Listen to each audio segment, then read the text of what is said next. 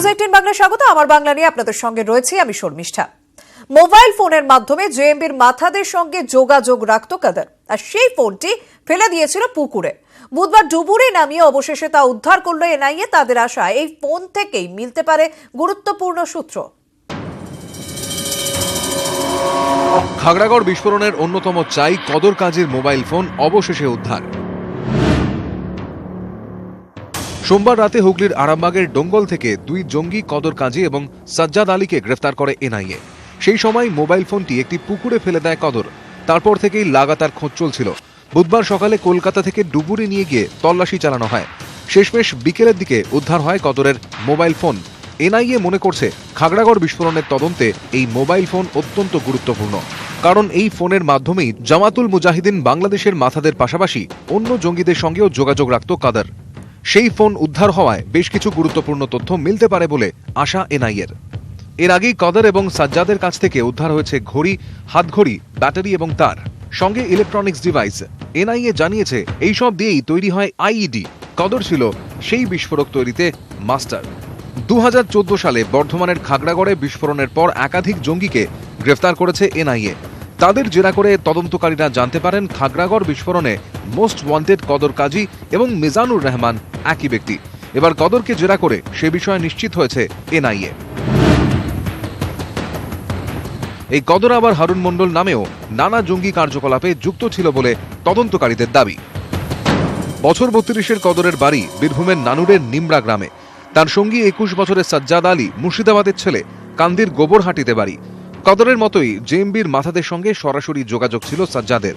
কদর ছিল বিস্ফোরক তৈরিতে পারদর্শী, আর সাজ্জাদ মূলত ইন্টারনেট ব্যবহার করে সাংকেতিক ভাষায় জঙ্গিদের সঙ্গে তথ্য আদান প্রদান করত।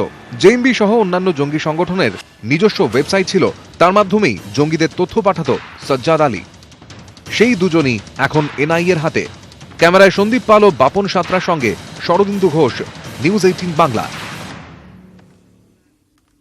কাদের সাজ্জাদরা তো ধরা পড়েছে, কিন্তু আরামবাগের ডোঙ্গলে আরো কোনো জঙ্গি ঘাঁটি নেই তো? এই বিষয়টি যথেষ্ট গুরুত্ব দিয়ে দেখছে এনআইএ। বিস্ফোরণের পর বর্ধমানের খাগড়াগড়ের 1 কিলোমিটারের মধ্যে বেশ কয়েকটি জঙ্গি ঘাঁটির খোঁজ মিলেছিল। একইভাবে মুর্শিদাবাদ, নদিয়া, বীরভূমেও একাধিক জঙ্গি ঘাঁটির সন্ধান পেয়েছিলেন তদন্তকারীরা। ডোঙ্গলেও সেরকম নেই তো? আরও কোনো জঙ্গি ঘাঁটি নেই তো হুগলির আরামবাগের এই ডোঙ্গলে? আতঙ্কে স্থানীয়রা। আমাদের আরামবাগ থানার ডোঙ্গলেতে এক ধরা পড়েছে জঙ্গি। হ্যাঁ, আরও যে আশেপাশে নাই আমাদের এই এলাকায়, আমরা সেটা জানবো কি করে, বুঝবো কি করে? একসময় জেএমবি জঙ্গিদের মডিউল ছিল স্বামী স্ত্রী সন্তান মিলে বাড়ি ভাড়া করে থাকা, যাতে কারো সন্দেহ না হয়। কিন্তু খাগড়াগড়ে বিস্ফোরণের পর বাড়ি ভাড়া পেতে সমস্যা হচ্ছিল, কারণ অনেকেই চাইছিলেন সচিত্র পরিচয়পত্র। তখন জামাতুল মুজাহিদিন বাংলাদেশের জঙ্গিরা মডিউল পাল্টে ফেলে। বাড়ি ভাড়া এড়াতে তারা রাজমিস্ত্রিদের দলে ভিড়ে যায়। তারপর একে একে সঙ্গীদের সেখানে ঢোকাতে শুরু করে। এই মডিউলকেই অস্ত্র করেছিল কাদের সাজ্জাদরাও। কাদারের সঙ্গে যিনি থাকতেন সেই রাজমিস্ত্রি ঘুণাক্ষরেও কিছু টের পাননি বলে দাবি। কিছু বলতো না, শুধু শুধু এরকম বলতো আমাদের কাজে, আমাকে কাজ দাও, গরিব মানুষ দিয়ে আমরা কাজে নিতাম, এইরকম হতো। আমি বাজার যাই সবজি কিনতে, ওরাও যায়, দিয়ে ওই চা মুড়ি টুড়ি খেয়ে আবার চলে আসি। জেএমবিদের এ রাজ্যে প্রথমে টার্গেট ছিল বাংলাদেশের সীমান্তবর্তী এলাকা, কিন্তু খাগড়াগড় বিস্ফোরণের পর সীমান্তবর্তী এলাকায় নজরদারি কয়েকগুণ বেড়ে যায়, যার জেরে মুর্শিদাবাদ, নদিয়া, হুগলি, বর্ধমানের বিভিন্ন এলাকায় ছড়িয়ে পড়ে সংগঠন বাড়ানোর চেষ্টা করে জেএমবি। সেই মতোই বাঁকুড়া, পশ্চিম মেদিনীপুরের সীমানা লাগোয়া হুগলির ডোঙ্গলকে বেছে নেয় কাদাররা। ডঙ্গল থেকে দ্বারকেশ্বর পার হলেই গোঘাট থানা এলাকা, আর কিছুটা গেলেই পশ্চিম মেদিনীপুর সীমান্ত। একসময় এই এলাকাকে নিজেদের করিডর হিসেবে ব্যবহার করেছিল মাওবাদীরা। সেই মাওবাদী করিডরে জঙ্গি ডেরার হদিশ। বিষয়টিকে যথেষ্টই গুরুত্ব দিয়ে দেখছে এনআইএ। ক্যামেরায় সন্দীপ পালের সঙ্গে শরদিন্দু ঘোষ, নিউজ 18 বাংলা, ডঙ্গল, আরামবাগ। চোখ রাখবো পরে খবরের দিকে। অশান্ত কাঁথি। অমিত শাহের সভার পর হামলা পাল্টা হামলার ঘটনায় সম্মুখ সমরে কেন্দ্র ও রাজ্য। কেন্দ্রীয় স্বরাষ্ট্রমন্ত্রীর তরফে রিপোর্ট তলবের পর সুর চড়ালো রাজ্য বিজেপি। গেরুয়া শিবিরকে পাল্টা চ্যালেঞ্জ ছুড়ে ভোটে জবাব দেওয়ার হুঁশিয়ারি শুভেন্দু অধিকারীর।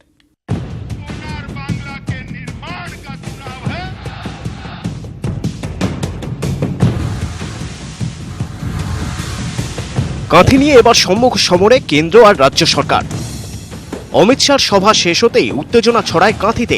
একের পর এক গাড়ি, সরকারি বাসে ভাঙচুর শুরু করেন বিজেপি কর্মী সমর্থকরা। ক্রমেই গন্ডগোল ছড়াতে থাকে। দুর্মুটের চাঁদবেড়িয়ায় তৃণমূল পার্টি অফিসে প্রথমে ভাঙচুর চলে, এরপর সেখানে আগুন ধরিয়ে দেওয়া হয়। পাল্টা বিজেপি কর্মীদের গাড়ি লক্ষ্য করে ভাঙচুর শুরু করে তৃণমূল কর্মী সমর্থকরা। উত্তেজনার রেশ কাটতে না কাটতে মমতা বন্দ্যোপাধ্যায়ের সরকারের উপর চাপ বাড়ায় মোদী সরকার। কাঁথি নিয়ে রাজ্য সরকারের রিপোর্ট তলব করে কেন্দ্র। বিষয়টি নিয়ে কেন্দ্রীয় স্বরাষ্ট্রমন্ত্রী রাজনাথ সিংকে পাল্টা নালিশও করেন মমতা বন্দ্যোপাধ্যায়। মিটিং করার পরে গাড়ি জ্বালিয়ে দিচ্ছে, ফিজিক্যালি হ্যান্ডিক্যাপদের গাড়ি ভেঙে দিচ্ছে, বাচ্চারা স্কুলে যাচ্ছে তাদের গাড়ি সব ভেঙে দিচ্ছে। এরা কারা? রাজনীতি করার যোগ্য না সরকার চালানোর যোগ্য? এই ইস্যুতে সুর চড়িয়েছে রাজ্য বিজেপিও। দলের রাজ্য সভাপতির অভিযোগ, বাংলায় গণতন্ত্র নেই, তাই তৃণমূল হিংসার পথ বেছে নিয়েছে।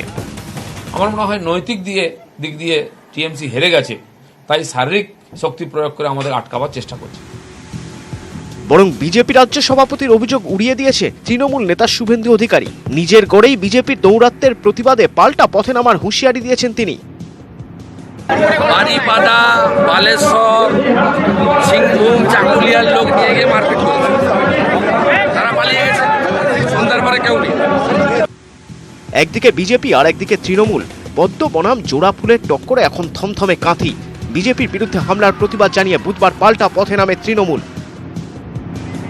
তৃণমূলের হুঁশিয়ারি, 3রা ফেব্রুয়ারি অমিত শাহর পাল্টা সভা হবে। এদিকে মঙ্গলবারের ঘটনায় 11 জন গ্রেপ্তার। পুলিশের দাবি তারা সকলেই বিজেপি কর্মী সমর্থক, বহিরাগত। আরও বেশ কয়েকজনের খোঁজে তল্লাশি চলছে বলে পুলিশ সূত্রে খবর। সুজিত ভৌমিক ও সেবক দেব শর্মা, নিউজ 18 বাংলা। এদিকে অমিত শাহের সভার 7 দিনের মাথায় মালদা শাহাপুরে পাল্টা জনসভা করে লোকসভা ভোটের প্রচারে নেমে পড়ল তৃণমূল কংগ্রেস। এদিন বিজেপিকে তীব্র ভাষায় আক্রমণ করেন তৃণমূল কংগ্রেস নেতা শুভেন্দু অধিকারী। মঞ্চে ছিলেন উত্তর মালদার জোড়াফুল প্রার্থী মৌসম বেনজির নূর। কংগ্রেসকে হাত ধরার বার্তা দিয়েছেন সদ্য দল ছেড়ে আসা ওই নেত্রী।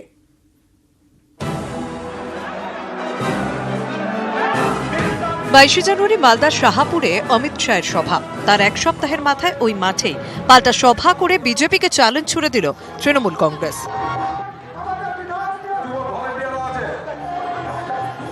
এই সভা থেকে লোকসভা ভোটের দামামাও বাজিয়ে দিল জোড়াফুল শিবির। বুধবার মালদার তৃণমূল পর্যবেক্ষক শুভেন্দু অধিকারীর নিশানায় ছিল অমিত শাহের সভা।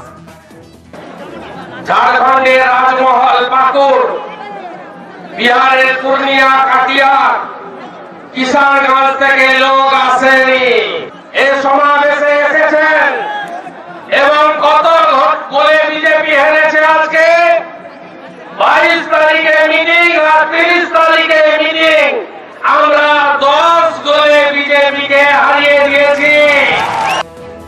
মঞ্চে ছিলেন উত্তরবঙ্গ ও দক্ষিণবঙ্গের একাধিক তৃণমূল কংগ্রেস নেতা ও মন্ত্রী। এদিনের মঞ্চে অভিষেক হয় কংগ্রেস ছেড়ে সদ্য তৃণমূলে আসা উত্তর মালদার সাংসদ মৌসম বেনজির নূরের। উত্তর মালদার এই তৃণমূল প্রার্থী কি বার্তা দেন সেদিকে তাকিয়েছিলেন স্থানীয় বাসিন্দারা। আমি জানি না কেন তারা এই কথাটা বুঝতে পারছেন। 2009-এও জোট হয়েছিল, জোট হয়েছিল, সঙ্গে সিপিএমের সঙ্গে জোট হয়েছিল। তাহলে এখন যখন সবচেয়ে বেশি জোটের দরকার, বিজেপিকে হারানোর জন্য, তাহলে কেন জোট হবে না? মঙ্গলবার কাঁথিতে বিজেপি জনসভা ঘিরে ধুন্ধুমা। তা নিয়ে বিজেপিকে বিঁধেছেন শুভেন্দু। একই সঙ্গে কাঁথিতে পাল্টা সভার হুঙ্কারও দিয়েছেন তিনি। ক্যামেরায় লিপেশ লালার সঙ্গে সেবক দেব শর্মা, নিউজ 18 বাংলা। মুখ্যমন্ত্রী কালীঘাটের বাড়িতে দীর্ঘদিনের কেয়ারটেকার মন্টু দাস। বীরভূমে কুসুম্বা গ্রামে আজ মন্টু দাসের ছেলের বিয়েতেই হাজির হলেন মুখ্যমন্ত্রী মমতা বন্দ্যোপাধ্যায়। আশীর্বাদ করলেন নবদম্পতিকে। রাজ্যের মুখ্যমন্ত্রীকে হাতের কাছে পেয়ে স্বভাবতই আপ্লুত গ্রামবাসী। এই গ্রামের সঙ্গে মমতা বন্দ্যোপাধ্যায়ের যোগাযোগ দীর্ঘদিনের। কুসুম্বা গ্রামে তার মামা বাড়ি। বিয়ে বাড়ি পার চুকিয়ে আজ সেই মামা বাড়িতেও দেখা করতে যান মুখ্যমন্ত্রী। আত্মীয়দের সঙ্গে বসেই খান চা বিস্কুট।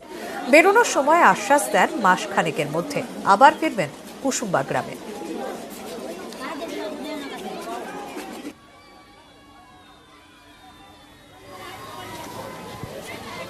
আমি খুব আনন্দিত, দিদি আমার বাড়িতে এসেছেন। আমি না চাইতে অনেক কিছু পেয়েছি। দিদি আসাতে আমার সত্যি খুবই আনন্দিত। আমাদের সবাই বাড়ি ফ্যামিলি সবাই গর্বিত দিদি এসেছেন বলে। রাজ্যের মুখ্যমন্ত্রীর কাছে আশীর্বাদ পাবেন বিয়ের পরে, এটা কি কখনো ভেবেছিলেন? না, ওইটা কল্পনারও অতীত। একদম স্বয়ং ঈশ্বর এটা করেছেন, ঈশ্বর প্রাপ্ত একদম সব কিছুই, মানে এটা কখনো কল্পনা করিনি যে এরকম সামনাসামনিভাবে তার দর্শন পাবো কিংবা তার। দিদি বললে চপ আছে, তাই বললে এই যে এখান থেকে তো চপ খেতাম, তাহলে আমরা চপ তো বেশি নাই, যে কটা আছে দিলাম। কটা নেই? এই 11টা ছিল। তারপর এই 500 টাকা দিলে। ফেরত নিয়েছে টাকা? না, ফেরত লাইনি। কি বললো? আর কিছু বললে না তো, চলে দোকান নিয়ে কি বলেছে? দোকান নিয়ে বলে কেষ্টকে বলেছি তোমার দোকানটা নিয়ে একটু আলোচনা করবে। আচ্ছা, আগে ছোটবেলা ওনাকে দেখতেন এখানে? হ্যাঁ, তো দেখবো না। কতদিন আগে? তা 25 বছর হলো। এই মুখ্যমন্ত্রী যে আপনার দোকানে হট করে নেমে পড়বে, এরমভাবে করবে, কোনোদিন ভাবতে পারিনি। হে নামবে তা। খুশি এখন? হ্যাঁ, খুশি হব না। নজর রাখবো সোনারপুরের দিকে। বাড়ি ফেরত তরুণীকে সামনে থেকে গুলি, মঙ্গলবার রাতে গ্রেপ্তার তরুণীর প্রাক্তন প্রেমিক এই ঘটনায়। এবং আপাতত প্রেম ঘটিত কারণে এই ঘটনা বলে অভিযোগ, যদিও পুরনো শত্রুতার কারণেও এই ঘটনা দুষ্কৃতীরা ঘটাতে পারে বলেও সন্দেহ পুলিশের।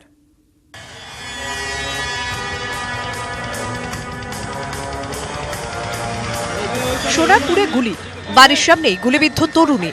মঙ্গলবার রাতের ঘটনায় আতঙ্ক সোনারপুরের গোরখারা এলাকায়। কে বা কারা গুলি চালালো তা নিয়ে ধন্দে পুলিশ। নেপথ্যে প্রেম ঘটিত কারণ নাকি পুরনো শত্রুতা তা খতিয়ে দেখছেন তদন্তকারীরা। কি ঘটেছিল মঙ্গলবার? পুলিশ সূত্রে খবর, রাতে বাড়ি ফেরার পথে পূজা মহাজন নামে এক তরুণীর রাস্তা আটকায় দুই বাইক আরোহী।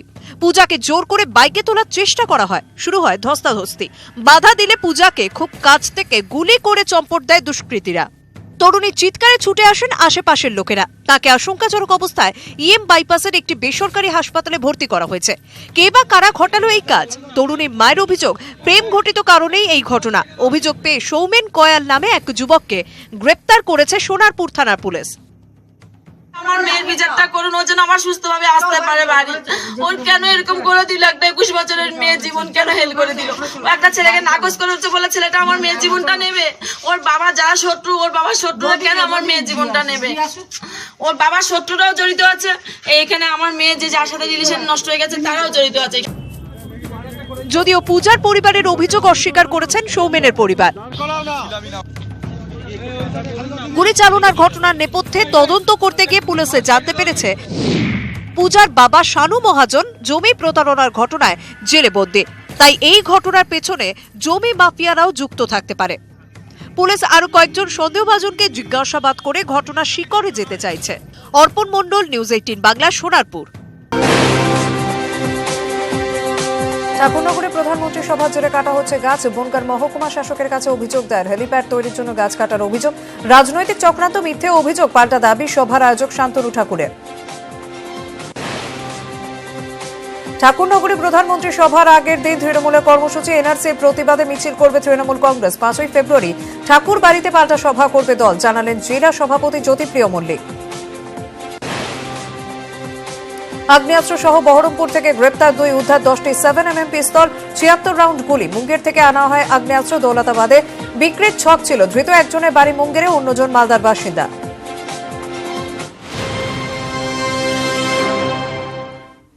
পুরুলিয়ার আমচিরা গ্রামে প্রায় 6 বিঘা জমির উপর ঝাঁ চকচকে ছৌ একাডেমি এখন কার্যত ভূতের বাড়ি। 4 বছর আগে উদ্বোধনের পর থেকেই তালাবন্ধ বাড়ি। পাশের একতলা পুরনো একাডেমিরও ভগ্নদশা। কেন এই তালাবন্ধ? উত্তর নেই কেয়ারটেকার কিংবা সংশ্লিষ্ট দপ্তরের আধিকারিকের কাছেও। তালে ছন্দে শরীরী ভঙ্গিমার মারপ্যাঁচ, সঙ্গে শক্তি আর ভারসাম্যের মিশেল। পুরুলিয়ার ছৌ নাচ বাংলার গর্ব।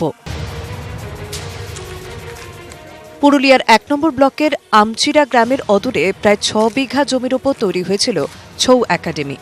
2015 সালে অনগ্রসর সম্প্রদায় কল্যাণ বিভাগের উদ্যোগে তৈরি হয় একাডেমি। খরচ পড়েছিল 60,41,900 টাকা। ঘটা করে উদ্বোধন হয়। তারপর থেকে তালাবন্ধ অবস্থায় পড়ে একাডেমি। গ্রামবাসীদের কাছে এটা এখন ভূতের বাড়ি।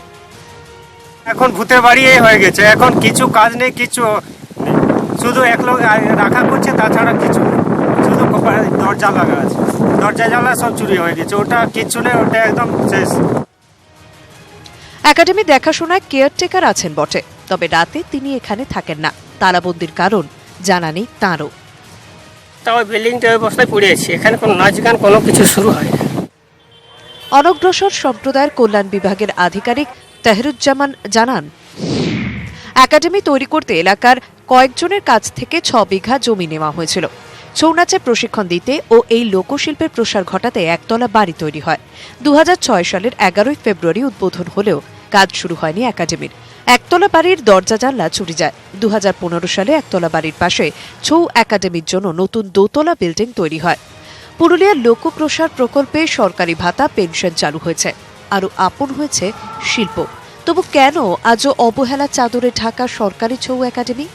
লালমাটির রার বাংলার আনাচে কানাচে জড়িয়ে থাকা এই লোকশিল্পের একাডেমির তালা খোলার অপেক্ষায় এখন পুরুলিয়াবাসী। পুরুলিয়া থেকে ইন্দ্রজিৎ মণ্ডল, নিউজ 18 বাংলা। ঘরের নতুন বউয়ের হাত দিয়ে পরিবেশ রক্ষার বার্তা। অভিনব উদ্যোগ হুগলির তালান্ডুর ঘোষবাড়িতে। বিয়েবাড়িতে আমন্ত্রিতদের পাত পেরে খাওয়ানোর পাশাপাশি দেওয়া হলো গাছের চারাও। আর এই রিটার্ন গিফটে খুশি নিমন্ত্রিতরা।